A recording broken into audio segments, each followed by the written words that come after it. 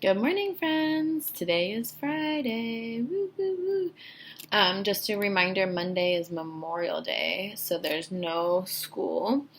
I have some things that'll be posted to our Google Classroom, but I'm not going to be recording a video on Monday. Okay? So let's get started with our 5 deep breaths. Ready? Breathe in. Breathe out. Breathe in. Breathe out. Breathe in. Breathe out. Breathe in. Breathe out. Last one. Breathe in. Breathe out. Okay. I'm going to pick a song for us to sing. Oh, chose from the wrong side. All right. Skidamarinky dinky dink. Okay, you ready, friends? Skidamarinky dinky dink, skidamarinky doo. I love you. Skidamarinky dinky dink, skidamarinky doo. I love you. I love you in the morning and in the afternoon. I love you in the evening and underneath the moon. Skidamarinky dinky dink, skidamarinky doo. I love you. All right.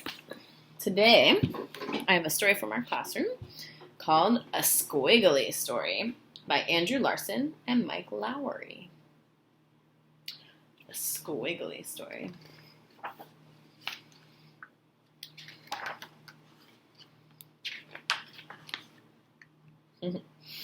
My sister loves to read big words and little words, page after page, word after word. See here what she's reading? A book about space.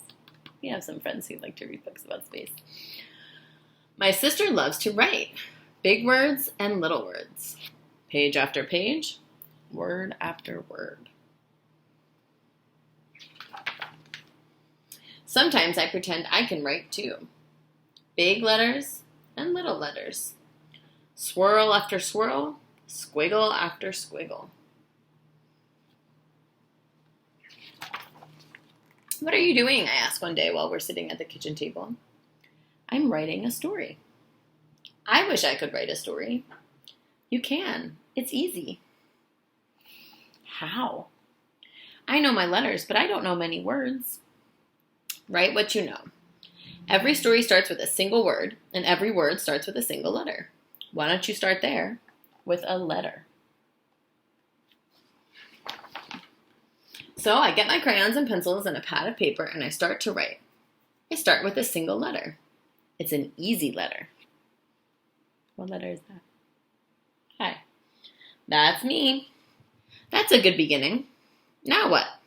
What's going to happen? How should I know? It's your story. You're the boss. What? I'm stuck. What happens in my story? I draw a circle. It's a soccer ball. Then I write another letter. I, soccer ball, you. It's you, I say to my sister. I'm playing soccer with you. Great. Where are we playing soccer? Maybe we're playing soccer on the beach, I suggest. We've never played soccer on the beach. So I do a bunch of dots for the sand on the beach. Then I make a bunch of V's. Big V's and little V's. Wave after wave in the ocean. Now what? What do you mean? You have a beginning. Now we're in the middle of the story. Something else has to happen so we can get to the end. I'm stuck again. So I start doodling. I doodle another V, but this time I doodle it upside down. Oh no, it's a shark! It's getting closer and closer. I flip the page to get away from the shark. The next day, I bring my story to school. It's my turn for show and tell. That means I get to sit in Mrs. Singh's chair. Everyone else sits on the carpet, ready to listen. Last night, I started to write a story. But it's sort of squiggly, but here goes.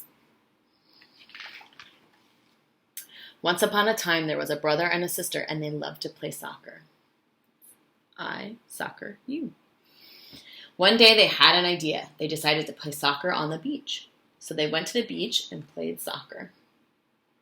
Remember the sand and the waves?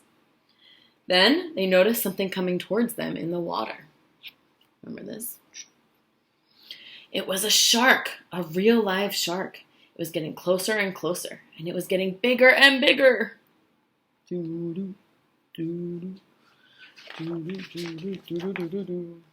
And that's as far as I got. That's wonderful, says Mrs. Singh. What happens next? What about the shark? What about the brother and the sister? I don't know. I'm stuck. Class, does anyone have an idea? Jake waves his hand in the air. I do. Maybe one of them kicks the ball and it hits the shark in the head. Then maybe the shark bites the ball with his big pointy shark teeth. Aaliyah offers another idea. What if the shark's name is Squiggles? What if Squiggles is a vampire shark? What if she invites the brother and sister to ride on her back? And what if they become a vampire family and live forever? Vampires can't swim. Everyone knows that. Of course they can swim. Vampires can do anything. But it's my story, and I don't want vampires in my story. If I was writing a story, I'd have lots of vampires. Then you should write one too. But I like yours.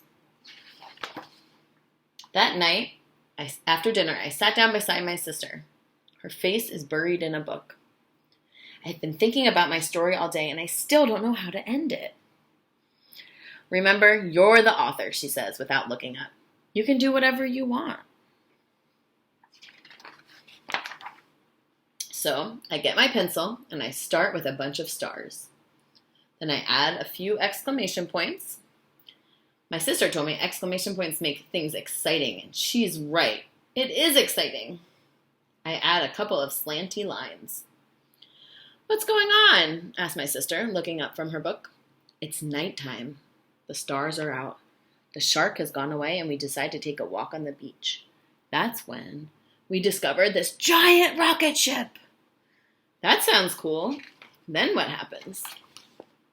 We hear a voice. It's counting down. 10, 9, 8, 7, 6, 5, 4, 3, 2, 1, blast off!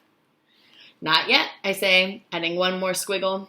Just before the rocket blasts off, we spy a Martian looking out through a window. The Martian invites us to climb on board. That's a great ending. Now, and I have an idea for my next story. It's going to be about a boy who climbs aboard a rocket ship and takes a trip to Mars. And I think I know just how to begin. I wonder what's going to happen next in his story.